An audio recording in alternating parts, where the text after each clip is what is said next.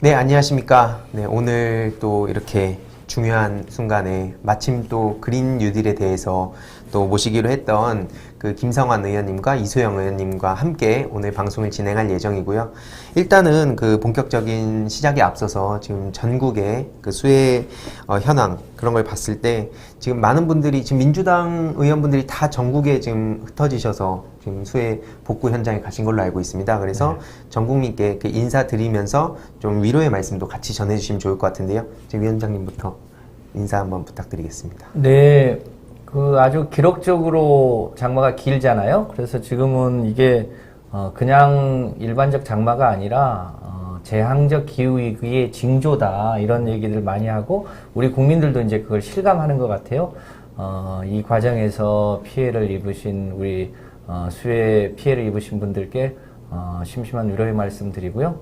이런 위기를 또 같이 극복해 나가면서 대한민국이 K방역에서 세계의 모범인 것처럼 이런 수해도 같이 잘 극복해 나가는 그런 대한민국을 함께 만들었으면 좋겠습니다. 네, 감사합니다. 이제 이소영 의원님도. 네. 안녕하세요. 경기도 의왕과천의 이소영입니다. 저는 지금 더불어민주당 미래전환 K뉴딜 특별위원회라고 하는 위원회가 있고요. 거기에서 한국형 뉴딜 관련된 정책을 총괄하고 있는데 김성환 의원님께서 거기에 그린뉴딜 분과위원장을 맡고 계시고 저는 이제 간사위원을 지금 맡고 있습니다. 최근에 수해 상황을 뉴스로 지켜보면서 내일 저도 수해복구 현장에 참여를 할 예정인데 무섭기도 하고 온 국민들이 다 한 마음일 것 같습니다. 근데 저는 이제 조금 더 그 무서운 마음이 크게 드는 것은 이게 사실 올해 상반기에는 코로나19라고 하는 전염병 때문에 굉장히 많은 국민들이 어려움과 고통을 겪으셨고 또 지금 이제 이 역대 최장 사상 최초의 그런 긴 장마와 홍수를 겪으면서 많은 생명과 재산의 피해가 발생하고 있는데 이런 상황들이 사실은 10년 전, 20년 전부터 예고되어 있었던 일이거든요. 그래서 우리가 그 지구 온도 상승을 막지 못하면 온도가 일정 부분 올라갈 때마다 전염병이 몇 프로 이상 더 추가로 창궐하게 될 것이고 더 강한 전염병이 나타나게 될 것이고 그게 우리 사회를 바꿀 거고 또 홍수나 장마나 가뭄이나 한파 같은 극단적인 기후 현상들이 100년에 한 번 올까 말까한 이런 현상들이 앞으로 매년 우리가 겪게 될 것이다라고 하는 이제 과학자들의 오랫동안 이제 경고들이 있었는데 지금 이제 최근 몇 년간의 추이를 지켜보면 그런 경고가 이제 현실화되고 있는 상황이어서 올해 이 상황도 마음이 아프고 두렵고 또 걱정되고 하지만 또 앞으로 이게 가속화될 수 있을 가능성이 이제 있는데 네. 앞으로 이런 상황을 막고 또 그 예상되는 이런 재난들에 대해서 그걸 대응할 수 있는 이제 시스템, 인프라를 어떻게 구축해 나갈지 국회가 고민해야 되는 그 상황에 지금 놓여 있다고 생각을 합니다. 네, 아마 많은 국민들이 이렇게 그날은 온다 님께서는 기후위기 유유 무섭네요라고 하셨는데 아마 거의 많은 국민들이 저를 비롯해서 저도 처음에는 그냥 단순한 장마인 줄 알았거든요. 그래서 비가 왜 이렇게 많이 오지 했는데 어느 순간 이게 단순 장마가 아니라 이건 기후위기로 인한 어떤 경고를 무시한 대가를 지금 치르고 있는 것 같고 이걸 더 무시했다가는 앞으로 정말 빠른 시일 내로 이거보다 더 어마무시한 그러니까 진짜 말씀하신 대로 두렵다라는 게 이 모든 상황을 요약하는 것처럼 보이는데 그래서 마침 딱 그 시기상 그린 뉴딜에 대해서 전문가 두 분을 모시게 됐습니다. 일단 두 분이 그린 뉴딜과 큰 연관성이 있는데 좀 짧게만 말씀을 드리면 김성환 의원님께서는 노원구청장 재임 시절에 에너지 제로 주택 121세대 보급을 하셨고 또 이번에 21대 총선 공약에도 그린 뉴딜이 포함되도록 많은 노력을 하신 걸로 알고 있습니다. 그리고 이소영 의원님 같은 경우에도 기후, 환경, 에너지 전문가로 영입된 인재이시고 또 그린 뉴딜 분과에 그래서 이 두 분만의 존재로도 정말 큰 힘이 된다고 저는 생각하는데 오늘 그래서 뭐 짧은 시간이라고 볼 수 있지만 핵심적인 질문들을 드리고 우리 또 국민들이 안심할 수 있도록 저희가 유익한 시간을 좀 보내려고 합니다. 일단 먼저 김성환 의원님께 한번 질문을 드리고 싶은데 이 좀 기후위기 지금 얼마나 심각한 상황인지 그리고 이 그린 뉴딜이 이 심각한 기후 위기에 어떤 영향을 줄 수 있는지를 좀 간략하게 요약을 해주시면 좋겠습니다. 네, 이제 최근에 이제 지구 온난화 때문에 지구의 온도가 이제 산업혁명 이전보다 대략 한 1도쯤 올랐다는 얘기는 꽤 많이 알려져 있는데, 그리고 이제 최근에 그 징후들이 조금씩 나타나고 있어서 기후 위기를 막아야 되지라고 하는 의식은 많이 퍼져 있는 것 같아요. 그런데 여전히 이것이 중장기적, 필요하지만 당장 급하지 않은 일로 네. 알려져 왔었어요. 그런데 최근 들어서 눈에 띄게 그 기후 위기로 인한 환경의 변화가 나타나기 시작했잖아요. 네. 그러니까 작년 같은 경우 보면 작년 거의 한 6개월 동안 호주가 산불에 시달렸는데 대한민국 면적보다 더 많은 면적이 불에 탔지요. 예. 그리고 이제 올해는 올 여름에 이제 북극에 가장 가까운 마을, 그러니까 러시아의 모스크바보다 더 북쪽인 마을에 기온이 38도까지 우리보다 훨씬 더 더운 그런 평균 한여름에도 20도를 넘지 않는 마을이 38도까지 올라가기도 했고요. 우리가 이렇게 기록적 장마를 맞기 전까지 이제 중국이 굉장히 긴 장마 때문에 샨사댐이 무너지니 많이 하는 네. 상황까지 갔잖아요. 이런 변화가 이제는 그냥 기후의 이상 정도가 아니라 기후 변화로 인한 이 위기가 네. 실제로 현실로 나타나고 있는 모습이라 이게 조금만 더 강화되면 그야말로 우리 인간의 힘으로는 막을 수 없는 그런 상황까지 갈 가능성이 매우 높아졌다. 그것이 여러 군데에서 현실로 나타나고 있다. 이게 그냥 북극곰이 멸종하는 수준의 문제가 아니라 예. 우리 인류 전체의 재앙적 수준으로 올 수 있다. 따라서 지금에라도 우리가 기후위기를 막기 위한 여러 가지 정책적 수단을 미래의 숙제가 아니라 네. 오늘의 문제로 다루지 않으면 안 된다고 하는 것을 아주 절실하게 보여주고 있는 것 같아요. 지금 네티즌들 이렇게 댓글 다시는 것만 보더라도 은명이님은 개개인의 생활 습관 변화도 필요하다. 아마 이 부분에 대해서는 이따가 또 여기 전문가분들이 더 자세하게 우리가 무엇을 하면 좋을지 좀 이렇게 얘기해 주실 것 같고 진짜 이 기후변화 신경도 안 썼는데 보통 일이 아니다. 사실 저도 되게 부끄러워지는데 대다수의 국민들이 이렇게 어떻게 보면 남의 일처럼 생각했던 것 같아요. 환경 문제 누군가는 하겠지. 근데 이게 결국엔 개개인의 변화가 없다면 결국 이런 큰 기후변화의 이 문제를 막을 수는 없다 보거든요. 일부의 사람만의 네. 노력으로. 그래서 오늘 방송이 그만큼 되게 중요한 것 같은데 그 사진이 좀 있는 것 같아요. 제가 이 상어랑 이렇게 그림 해가지고 기후위기를 표현한 어떤 사진이 하나 있었거든요. 그거 보고 딱 한눈에 이 상황이 좀 그려졌는데 혹시 지금 자료화면 나갈 수 있나요? 아, 네. 지금 이 사진을 보시면 지금 요 사진이 나가고 있거든요. 인류, 그래서 코로나19. 네. 그러니까 코로나19를 보면서 정말 많은 공포심을 느꼈는데 거기에 또 경제 위기가 이렇게 또 있는데 그 위에 더 큰 위기가 바로 닥치고 있는 게 기후 위기 아닌가. 네. 지금 이 나가는 사진이 저는 이 모든 현상을 사진 한 장으로 요약을 한 거라고 보거든요. 여태까지 있었던 일들을. 그래서 이 사진도 캡처를 해서 주위에도 많이 공유를 해주시고 이 상황의 심각성을 많이 알리셔야 된다라고 저는 생각합니다. 왜냐면 이걸 그냥 무시했다가는 정말 앞으로 닥쳐올 더 큰 위기에 대해서 이거는 뭐 민주당이고 문재인 정부고 이들만의 노력으로는 절대 불가능하다고 보기 때문에 이런 이상 신호를 절대 무시해서는 안 된다. 아까 그 폭염도 말씀해 주셨는데 정말 무섭습니다. 그러면 여기에 좀 덧붙여서 이소영 의원님께도 좀 여쭤보고 싶은데 지금 그린 뉴딜과 녹색 성장이 별반 다르지 않은 것 같다. 이런 의견도 좀 많이 나오는 것 같아요. 근데 가장 큰 차이점이 뭐가 있을까요? 제가 그 질문에 대한 답변으로 넘어가기 전에 딱 한 가지만 덧붙이고 싶은데 이게 지금 우리가 호주 산불이나 뭐 지금 최근에 홍수 장마 이제 이런 것들이 기후 위기 때문이다라고 하면은 뭐 예전에도 산불 났었고 예전에도 비 많이 온 적 있는데 뭐 갑자기 뭐 다 기후 변화랑 갖다 붙이냐 이렇게 네. 말씀하시는 분들이 계세요. 네네. 그리고 이게 어떤 인과관계로 이게 연결되는 문제인지 좀 잘 쉽게 이해할 수 있는 콘텐츠가 많이 보급이 안 돼 있는 것 같은데 네. 이런 거예요. 날씨는 매일매일 바뀌잖아요. 네, 근데 네. 이제 기후는 원래 바뀌지 않는 거거든요. 그래서 지중해성 기후, 예컨대 뭐 사막 기후 이런 것들은 그때그때 뭐 월마다 조금씩 차이는 날 수 있겠지만 기본적으로 네. 뭐 온난 다습, 뭐 온난 건조 이런 이제 그 항상성을 유지하는 이제 기후들이 지역마다 있는 거잖아요. 네.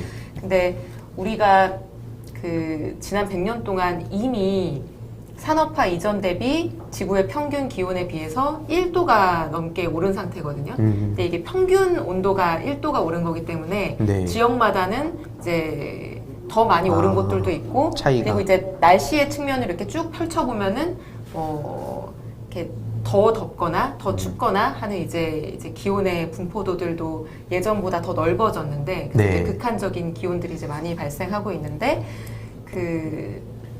이게 기존에는 적도 부근에는 굉장히 온도가 높고요. 네. 그리고 남극이나 북극 같은 이제 극쪽 지방에서는 굉장히 이제 온도가 낮아서 이 온도 차이가 큼으로 인해서 그 해류의 변화도 일어나고 대기의 기류 변화도 일어나고 네. 그 예컨대 따뜻한 지역에서는 물이 증발해서 네, 음. 올라가면서 이제 찬 지역의 대기가 이쪽으로 밀려오고 이러면서 이제 기류가 형성되고 요렇게 지구 시스템이 돌아갔던 거잖아요. 네. 그래서 계절도 생기고 날씨도 바뀌고 태풍도 일어나고 이제 이렇게 했던 건데 네. 그 김성환 의원님 말씀하신 것처럼 최근에는 그 이 평균 기온이 올라가면서 극지방, 그러니까 네. 북극 지방의 기온이 굉장히 올라간 거예요.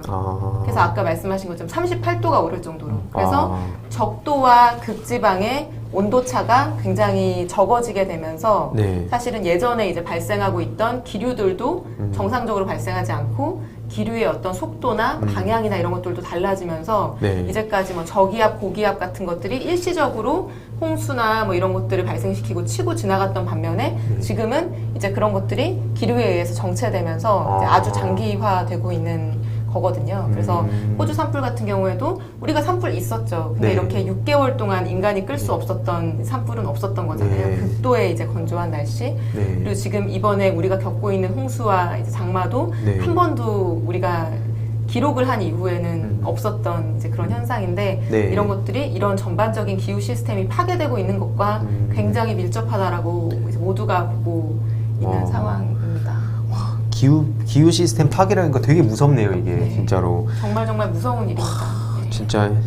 그래서 이제 우리가 이 문제를 그럼 어떻게 할 거냐.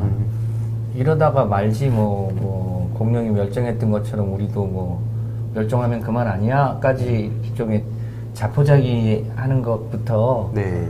과학이 해결해 주겠지, 누군가가 해결해 주겠지라고 하는 일종의 막연한 긍정주의라고 할까요? 네. 그런 여러 가지 스펙트럼이 있는데 이 문제를 해결하기 위해서 우리 인류의 많은 과학자들이 이제 결론으로 도달한 거는 이 지구 기온이 올라가는 게 우리가 석탄과 석유를 함부로 쓰면서 나오는 이산화탄소 때문에 그렇고 네. 이것 때문에 지구의 온난화가 오고 있고 이것이 이제 여러 가지 기후 위기로 나타나고 있으니까 어떻게든 이산화탄소가 더 이상 발생하지 않도록 새로운 문명 체계로 바꾸자. 네. 그러니까 우리가 이제 250년 전에 산업혁명을 하면서 석탄과 석유를 주로 쓰기 시작했는데 네. 이제는 석탄과 석유를 쓰지 않는 새로운 문명 체계로 바꾸자. 언제까지? 2050년까지는 완전히 석탄과 석유를 쓰지 않는 그러니까 재생에너지 중심 사회로 근본적으로 문명을 바꾸자. 네. 이렇게 바꾸는데 그렇다고 우리가 무슨 타잔이나 부시맨처럼 과거로 돌아갈 수는 없으니까 예. 그 과정에서 새로운 산업과 새로운 일자리를 만들면서 석탄과 석유에 의존하지 않는 새로운 문명을 짜보자고 하는 게 지금 우리 당이 그리고 이제 정부가 하고 있는 한국판 그린 뉴딜이라고 할 수 있겠죠. 네. 이게 그린 뉴딜입니다. 아.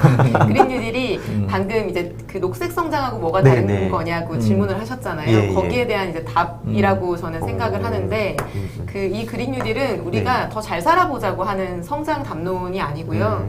이 무시무시하고 점점 네. 이제 우리 삶을 바꿔놓을 네, 네. 이 기후 위기를 막기 위한 네. 어떤 방법론의 하나로서 지금 많은 선진국들이 진지하게 검토하고 또 네, 국가적인 계획을 세우고 있는 정책이고요.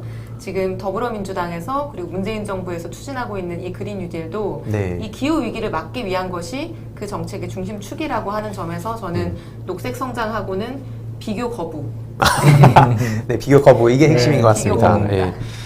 근데 진짜 이게 계속 그럼에도 불구하고 이런 내용을 잘 좀 막 통계 나오고 뭐 하면 어려우니까 그냥 비슷하다라고 누군가가 계속 그렇게 프레임을 만들어가는 것 같다는 생각도 좀 들고, 그리고 어쨌든 이게 누군가가 노력하면은 나는 좀 안심해도 되겠지, 이게 나 하나쯤 위한 거잖아요. 이게 뭐 투표도 마찬가지고 대부분의 그 여러 가지 이 사회에 그 여태까지 있었던 생각인 것 같은데, 그 결과가 아주 작은 경고라고 저는 생각하거든요. 저도 그 전까지는 이렇게 체감 못하고 있다가 이렇게 실제로 이런 아까 그 사진 같은 걸 봤을 때에도 야, 이거는 이제 진짜 시작이겠다. 이거는 우리가 이렇게 이건 여야 할 거 없이 우리 모든 인간으로서 이걸 힘을 합치지 않으면 진짜 답이 없겠다, 이런 생각이 좀 들었는데, 좀 그럼 당에서 주로 이렇게 좀 그 계획하고 있는 주요 사업 같은 게 좀 어떤 게 있을까요?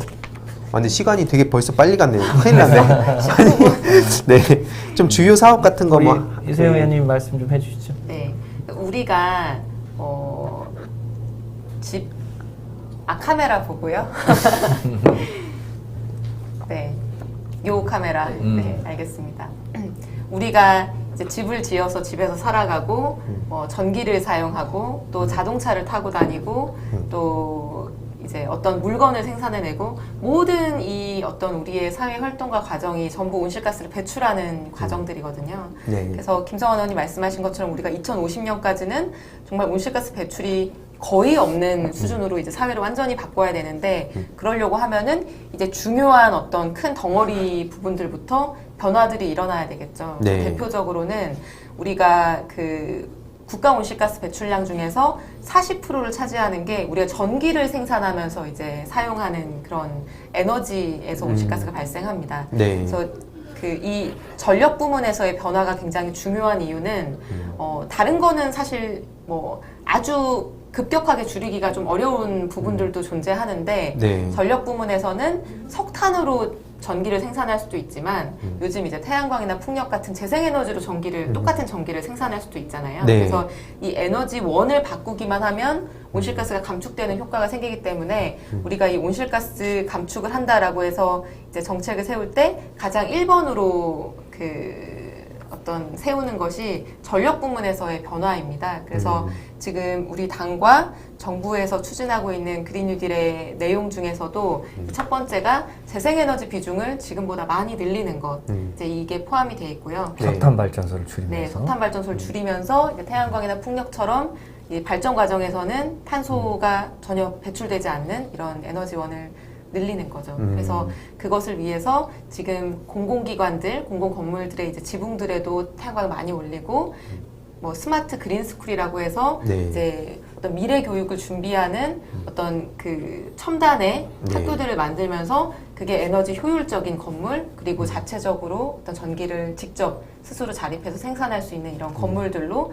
학교들을 바꿔나가는 것들도 포함되어 있고요. 네. 전력뿐만 아니라 우리가 이제 자동차를 네. 이용하면서 수송 부문에서도 온실가스가 많이 배출되는데, 네. 디젤, 뭐 휘발유 이런 네. 우리가 내연기관 차라고 합니다. 사실 네. 이 단어가 굉장히 그 일반적으로는 잘 사용되지 않는 건데 저희 분야에서는 휘발유차, 경유차. 네네.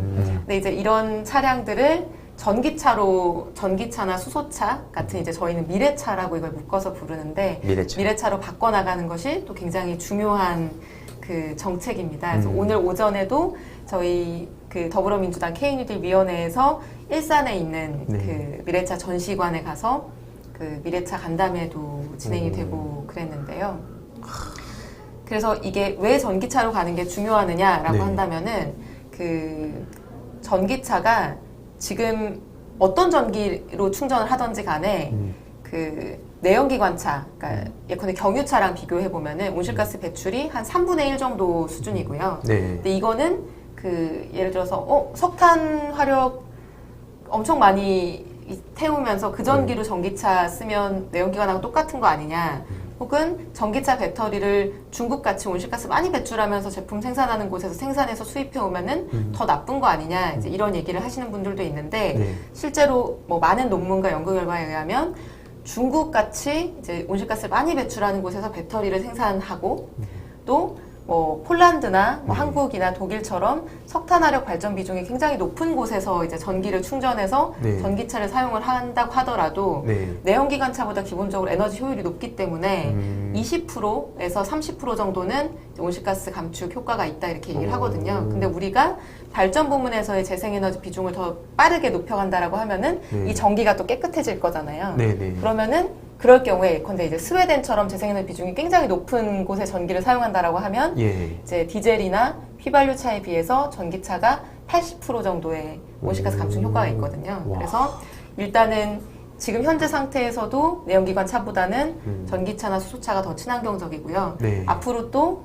이제 재생에너지 확대와 함께 더 깨끗해질 수 있는 이제 그 차이기 때문에 저희가 미래차를 육성하고 네. 또 이 과정에서 일자리를 창출하고 신산업을 만들어내기 위해서 이제 그린 뉴딜 그 분과가 열심히 노력을 하고 있습니다. 지금 이수영 의원님 완전 전문가라고.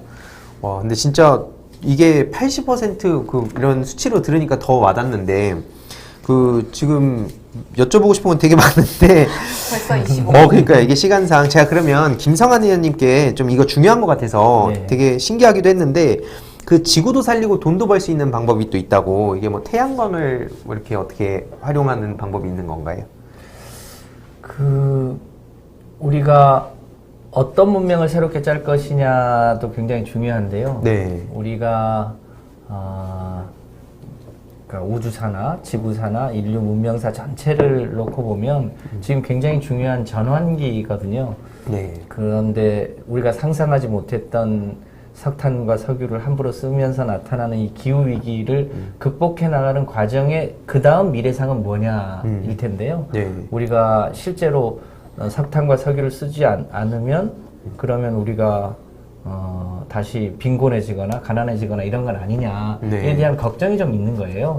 그러니까 우리가 만들려고 하는 새로운 소위 기후 위기를 극복하는 수단으로서 그린 뉴딜을 하는 이유도 네. 우리가 이게 지구 전체가 하나의 기후 공동체잖아요. 예. 이 기후 공동체에서 지구를 살리면서도 경제적인 부가가치를 더 얻는 새로운 방법으로 가보자는 건데요.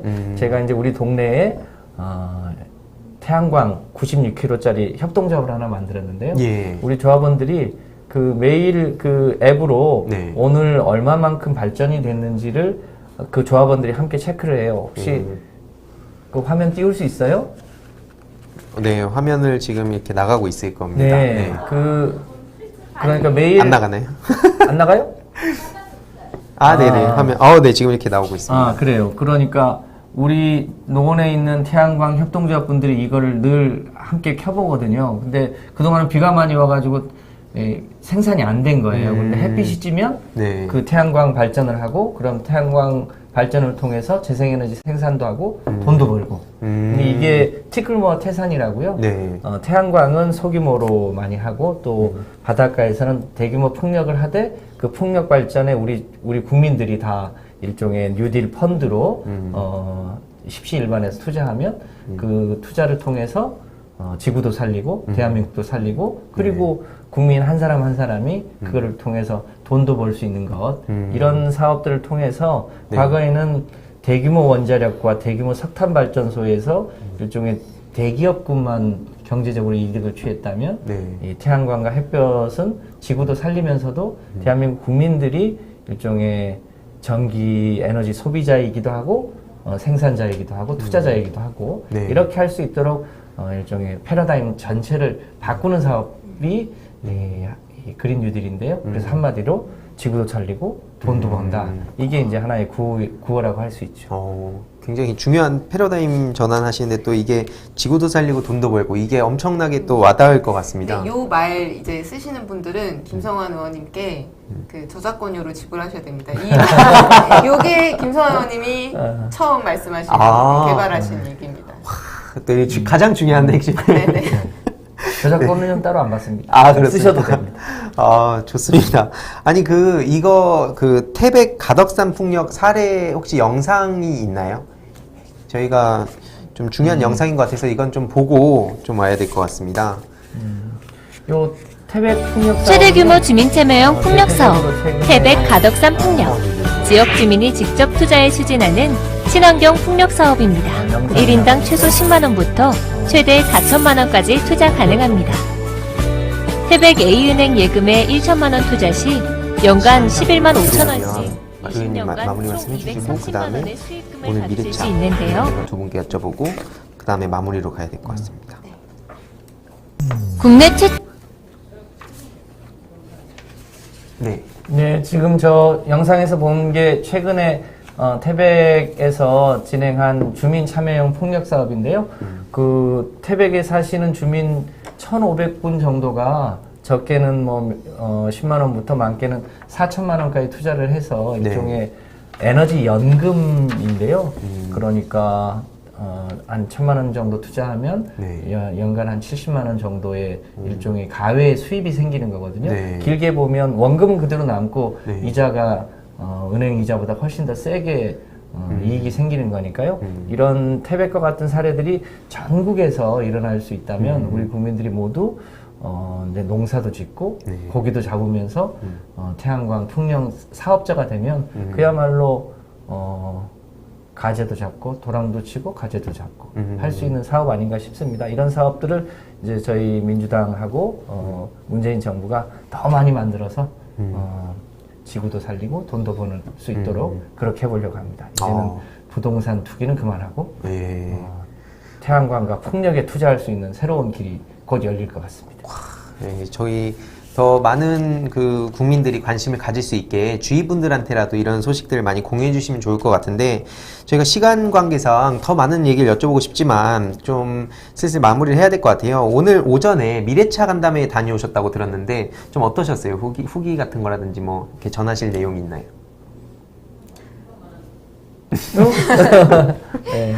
그 사실 그 미래차를 확대하는 게 지금 문재인 정부와 더불어민주당 그린뉴딜의 이제 핵심적인 사업 중에 하나고요. 그 또 김성환 의원님하고 저하고 그 둘 다 미래차 유저입니다. 아, 유저.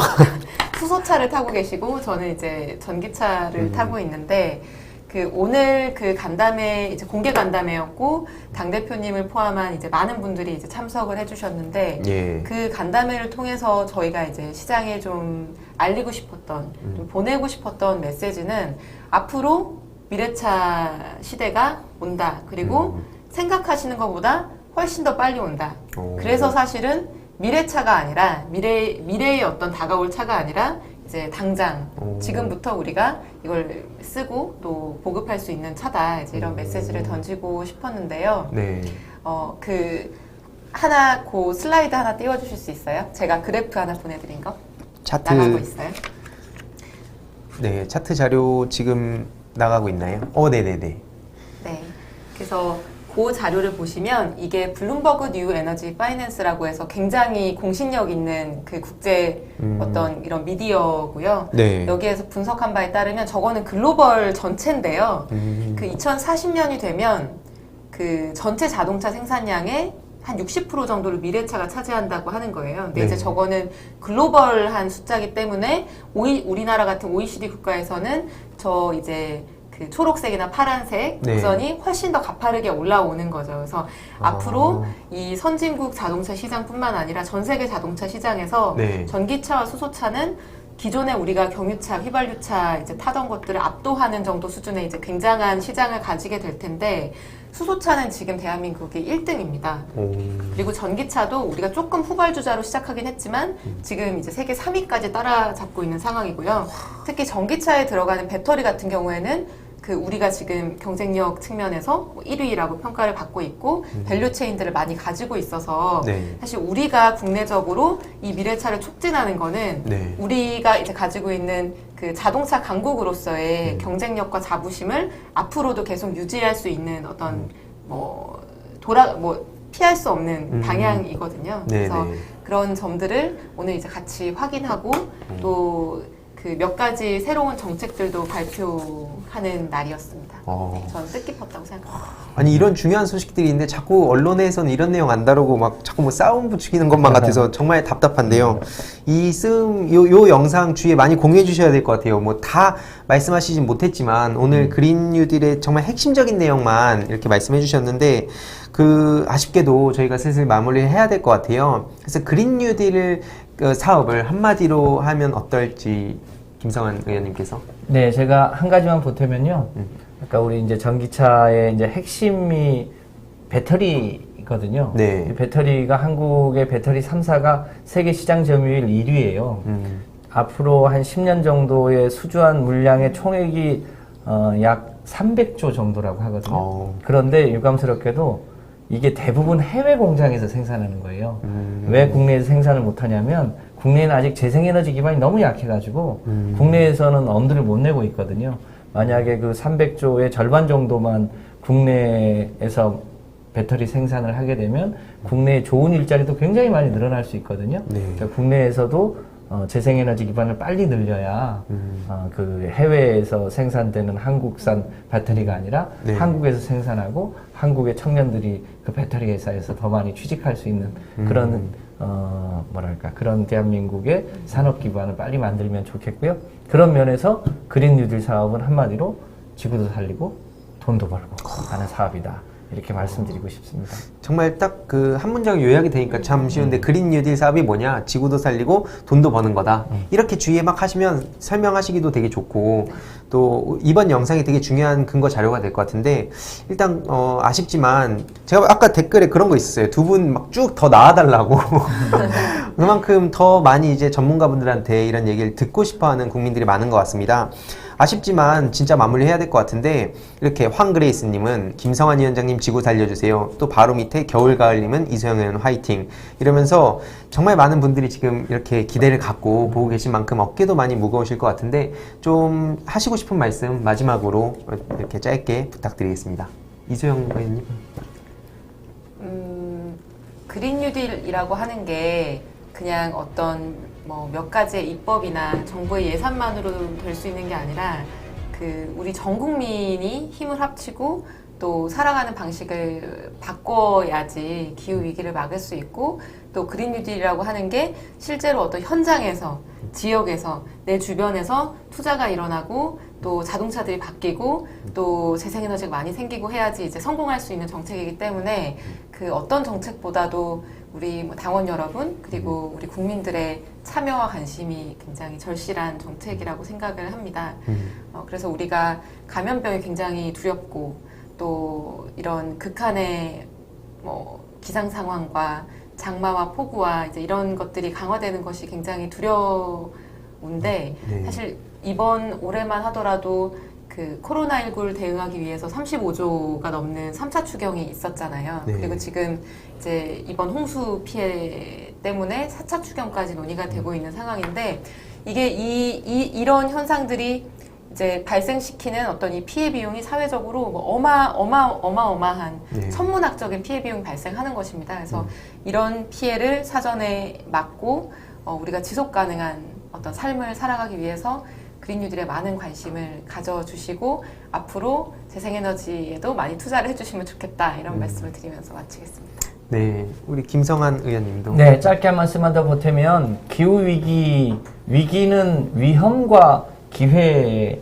준말이랍니다. 그 기후의 위험이 우리에게 시시각각 닥치고 있는데 대한민국은 어느 나라보다 소위 새로운 위기에 대한 대처 능력이 빠르고 또 이 기후 위기를 극복하는 그린 뉴딜도 일종의 제조업 생산 기반이 있어야 그걸 극복할 수 있는데 네. 우리가 이 분야에 좀 늦긴 했지만 우리가 빨리 대응한다면 이게 위험을 기회의 수단으로 삼을 수도 있고 이 기후 위기를 극복해 나가는 뭐랄까 가장 모범적인 국가가 될 수 있다. 그것은 결국 우리가 하기에 달렸다. 특히 우리 민주당원님들이 곳곳에서 앞장서시면 잘 되지 않을까 그렇게 생각합니다. 근데 마치기 전에 의원님 그 연약한 삼성포님이 그 저 질문을 여러 번 올려주신 것 같아서 나도 그린 뉴딜 펀드에 투자하고 싶어요. 언제쯤 나오나요? 저 질문이 여러 번 올라왔거든요. 저 그린 뉴딜 펀드를 이제 저희가 설계하고 있는 중이거든요.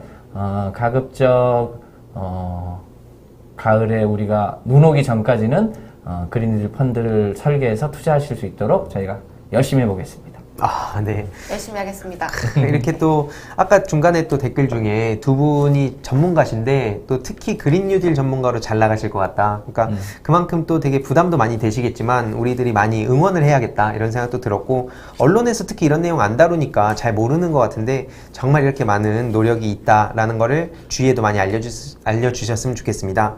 아무튼 좀 아쉽지만 이제 방송을 마무리를 하고 저는 또 다음 주 19일 수요일에 3시에 같은 시간에 사회적 뉴딜 분과 한정혜 위원장님과 함께 출연할 예정이고요.